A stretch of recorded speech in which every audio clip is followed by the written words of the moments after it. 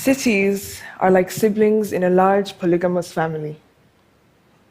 Each one has a unique personality and is headed in a distinct direction, but they all have somewhat shared origins.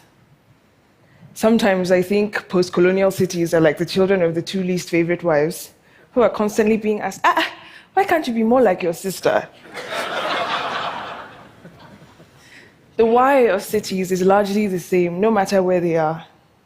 An advantageous location that makes trade and administration possible, the potential for scalable opportunities for the skilled and unskilled alike, a popular willingness to be in constant flux, and of course, resilience. The how of cities, however, is a whole other story.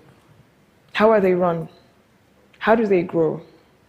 How do they decide who belongs and who doesn't? Lagos is my home. You can always find the Nigerians by following the noise and the dancing, right? Like any major city, that place is a lot of things, many of which are highly contradictory.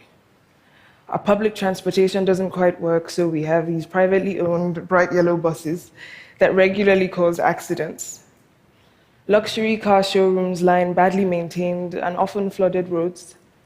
Street evangelism is only slightly less ubiquitous than street harassment.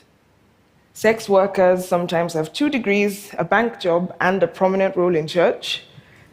On any given day, there can be either a party or a burned body in the middle of a street. There is so much that is possible in Lagos and so much that isn't. And very often, the difference between possibility and impossibility is simply who you are, and if you're lucky enough, who you're connected to. Belonging in Lagos is a fluid concept determined by ethnic origin, sexual orientation, gender, but most visibly, and often most violently, class. Before Nigeria became a country, fisher people from the inland creeks started to come down the Lagos Lagoon and establish villages along the coast. About 60 years later, my grandfather, OluTimehin Adegbeye, also arrived in Lagos. Like me, he was an alumnus of the University of Ibadan, a young member of the educated elite in the independence era. Over time, he built an illustrious career as a land surveyor, mapping out now bustling neighborhoods when they were just waist-high wild grass. He died when I was 9, and by that time, my family, like the families of those fisher people, knew Lagos as home. Among the Yoruba, we have a saying, Eko Gbole, Ogbole, which can be translated to mean that Lagos will welcome anyone. But that saying is becoming less and less true. Many Lagosians, including the descendants of those fisher people who arrived generations before my grandfather, are now being pushed out to make room for an emergent city that has been described as the new Dubai. You see, Lagos inspires big dreams, even in its leaders, and successive governments have declared aspirations towards a megacity where poverty does not exist. Unfortunately, instead of focusing on the eradication of poverty, as you would expect, the strategy of choice focuses on eliminating the poor. Last October, the governor announced plans to demolish every single waterfront settlement in Lagos. There are more than 40 of these indigenous communities all over the city, with over 300,000 people living in them. Otodogbame, a 100-year-old fishing village with a population about 3/4 that of Monaco and similar potential for beachfront luxury, was one of the first to be targeted. I first heard of Otodogbame after the demolition started. When I visited in November 2016, I met Magdalene Ayefoju. She's a now homeless woman whose surname means the world is blind. Magdalene's son, Basil, was one of over 20 people who were shot, drowned, or presumed dead in that land grab. Standing outside her shelter, I saw the 2 white sand football fields where Basil used to play. Spread all around us were the ruins of schools, churches, a primary health center, shops, thousands of homes. Young children enthusiastically helped to put up shelters, and about 5,000 of the residents, with nowhere else to go, simply stayed put. And then in April, state security personnel came back. This time, they cleared the community out completely, with beatings, bullets, and fire. As I speak, there are construction crews preparing Otudugbame's beaches for anyone who can afford a multi-million-dollar view. The new development is called Periwinkle Estate. Forced evictions are incredibly violent and, of course, unconstitutional. And yet they happen so often in so many of our cities because the first thing we are taught to forget about poor people is that they are people. We believe that a home is a thing a person absolutely has a right to, unless the person is poor and the home is built a certain way in a certain neighborhood. But there is no single definition of the word home. After all, what is a slum besides an organic response to acute housing deficits and income inequality? And what is a shanty if not a person making a home for themselves against all odds? Slums are an imperfect housing solution, but they are also prime examples of the innovation, adaptability, and resilience at the foundation and the heart of every functional city. You don't need to be the new Dubai when you're already Lagos.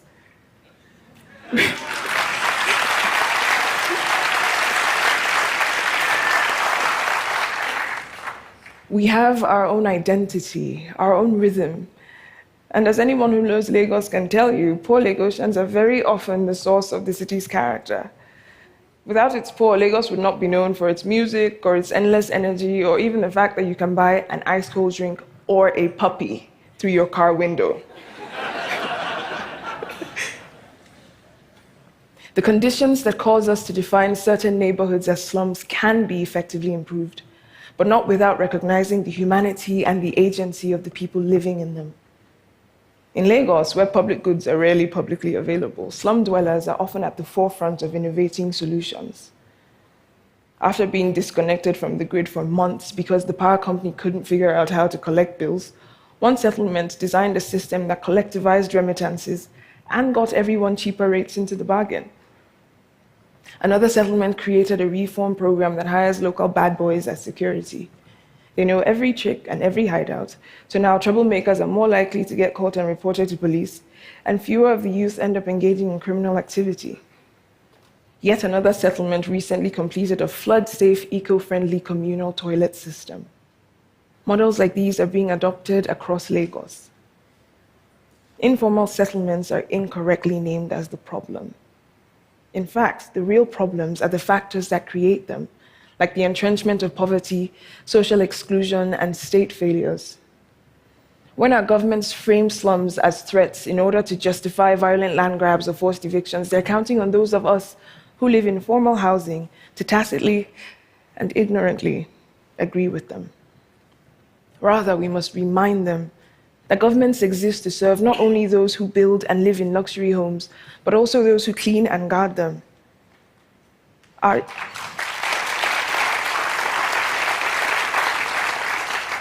Our realities may differ, but our rights don't.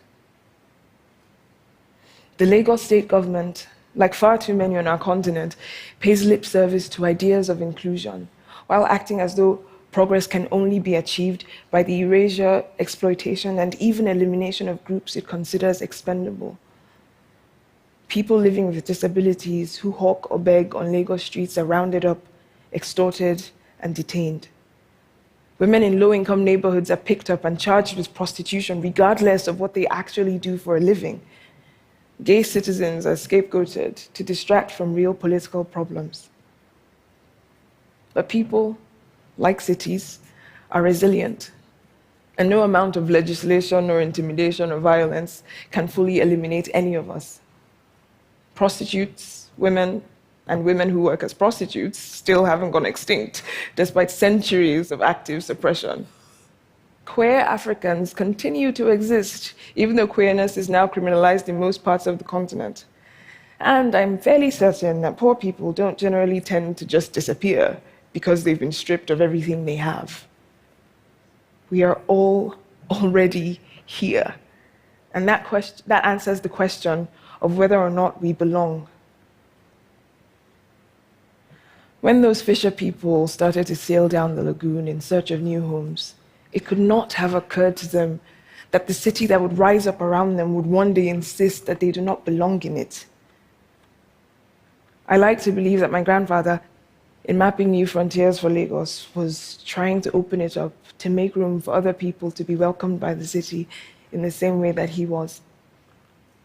On my way here, my grandma called me to remind me how proud she was, how proud he and my mother would have been. I am their dreams come true. But there is no reason why their dreams, or mine for that matter, are allowed to come true while those of others are turned to nightmares. And lest we forget, the minimum requirement for a dream is a safe place to lay your head. It is too late now for Basil, but not for Magdalene, not for the hundreds of thousands, the millions still under threat in Lagos or any of our cities.